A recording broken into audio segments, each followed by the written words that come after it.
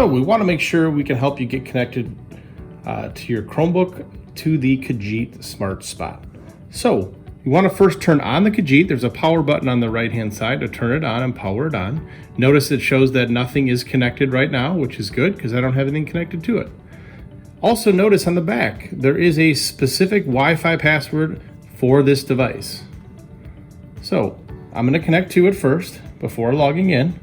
So lower right hand corner, I want to select the Khajiit Smart Spot.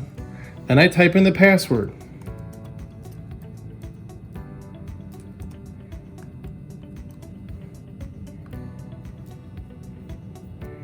Okay, shows that it's connected. I'm just going to check, yep, Khajiit.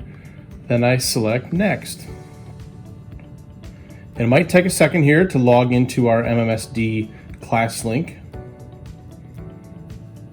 Then you want to type in your username, which is your student ID, and then password. And I hit sign in. And then you're connected to the Khajiit to the Chromebook, which is now connected to the internet.